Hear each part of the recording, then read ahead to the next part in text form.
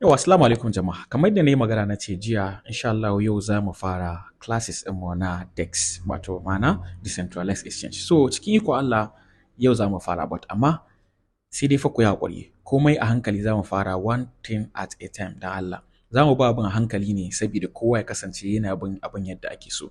Akwai mutane da yawa wanda sun san kan kasuwancin kuma sun yi kasuwancin kuma sun bibiye wasu influencers wanda suna musu bayani akan ta wannan kasuwancin. Wanda akwai mutane wanda ba su san komai ba. Ku kan kuma wanda kun san komai na akwai maybe one or two things wanda ba ku sani ba wanda kuna buƙatan ku sani akan shi wannan decentralized exchange trading nan. So cikin sauƙi za mu fara bayani akan shi kansa decentralized exchange ɗin ya yake kuma yaya ake amfani da shi. Kafin nan mu zo mu yi magana kan applications ɗin da kake buƙata kafin ma ka fara trading ɗin. Akwai applications da kake buƙata kafin ma ka fara trading ɗin.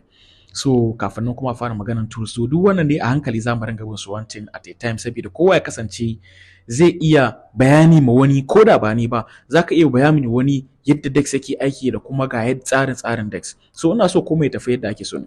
So cikin ko Allah, abu na farko menene yake nufi da DEX? DEX in aka ce decentralized exchange, kasuwa ce ta masu siya da masu siyarwa ba tare da an samu wa'inda za su shiga tsakani ba, dallale kenan. Kasuwa ce wanda ba ta buƙatan dallale. Kai a matsayinka na mai siya za ka je ka siya ne direct a wurin mai siyarwa. Ba a buƙatan dallali wanda zai zo ya maka ciniki. Kai a matsayinka na mai siya, shi kuma mai siyarwa already ya sa kayansa, ya sa dallale a kansu. Idan sun zo kayansa kaza ne, shi sai ya ciniki. Abin da ya samu shine nashi. To ita wannan kasuwan ba ta buƙatan dallanci, ba ta buƙatan dallali. Kai a matsayinka na mai siya, kawai za ka shiga kasuwa ne ka je wurin wanda yake siyarwa direct, ka ba shi kuɗi kuma ya baka idan kasuwa ta faɗa tsakaninku. So shi ma DEX haka ake amfani da shi.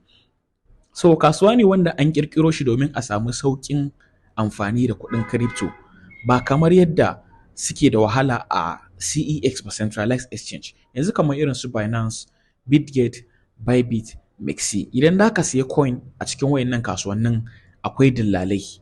Dillalan su ne suke shiga tsakanin masu siya da masu sayarwa. Kai a matsayinka mai siya da ka placing trade, shi kuma dillali shine zai ga wane ne zai iya siya ko zai iya siyar da coin ɗinsa a wannan farashin da kai kake so ka siya. To idan aka samu sai a siyar, shi kuma sai ya cire nasa commission ɗin a ciki. So matsayin DEX kuma ba ta buƙatan wannan a cikin kasuwancinta. So ina fatan kun fahimci wani abu game da ita da bambancin tsakanin DEX da kuma CEX. So a DEX kasuwanci ne wanda ake tsakanin mai siya da mai siyarwa directly. Kuma wannan kasuwan an ƙirƙiro ta ne domin a samu sauƙi wurin ƙirƙiran tokens ɗin da za a ringa siya da masu siyarwa. To sai kasance sauƙinta ya yi yawa, sai aka samu mutane wanda su suke amfani da wannan damar suke damfaran mutane.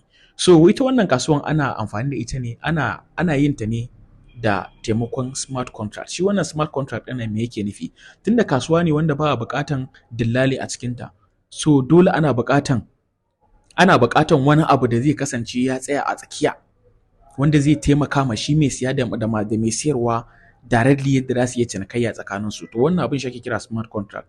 To shi wannan smart contract ɗin already code ne, agreement ne wanda an riga an yi designing ɗinsa. Shi wannan agreement ɗin idan mai siya ya yadda zai siyar, mai siyarwa yadda zai siyar, mai siya kuma yadda zai siya.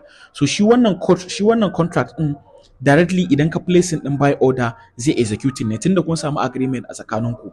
Ba a buƙatan wani dillali ya zo ya zama shi zai executing agreement. A'a, wannan contract ɗin hanya ne wanda zai baku damar a siya da siyarwa tsakaninku ba tare da an samu wani shamaki ba.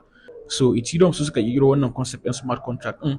Lokacin da aka ƙirƙiro Ethereum su suka ƙirƙiro wannan smart contract ɗin. So wannan smart contract ɗin shi yake taimakawa wurin ganin cewa mai siya ya samu ya siya, mai siyarwa kuma ya samu ya siya, tunda ba a buƙatan wani dillali a tsakaninsu.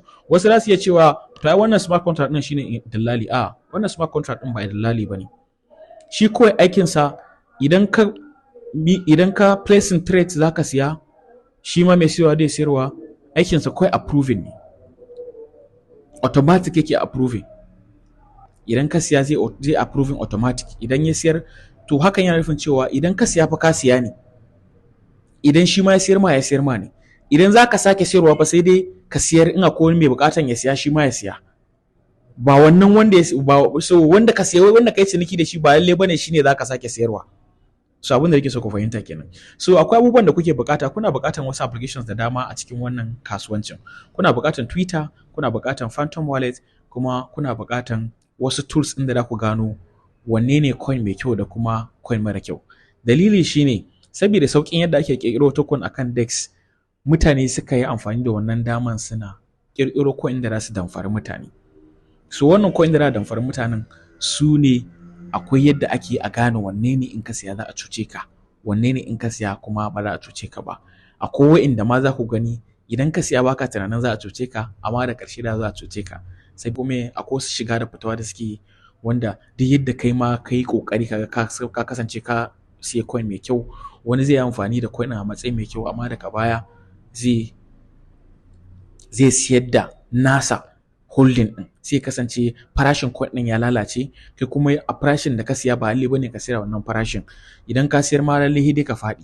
So duk wayannan abubuwan insha Allah za mu yi magana su akan videos ɗin mu da suke ciki. Dan Allah, amma na buƙatar ku fara downloading ɗin Twitter, ku kasance kuna Twitter, ku kasance kuna da Phantom Wallet, if possible ma ku kasance kuna Telegram da kuma Discord. Duk wayannan abubuwan suna amfani sosai. Shi Twitter ana ake samun hype ɗin da ake ƙirƙiro token ɗin saboda me kuna buƙatar Twitter. So yawanci wayannan coins ɗin da ake ƙirƙirowa suna da Twitter account. Shi wannan Twitter account zai baka daman sanin abubuwa ne game da coin. Shi wannan developer ɗin duk wani update da zai yi akan wannan coin da ya ƙirƙira a wannan Twitter account ɗin za ka ringa gani. So yana da kyau a ce kun mallaki Twitter, kun mallaki Phantom Wallet, kun kuma ko Solfair Wallet, sai kuma kun mallaki Discord da Telegram. Nagode. Duk wanda yake tambaya akan wannan introduction nan da nayi, da Allah ya yi tambayansa kafin nan mu je gaba.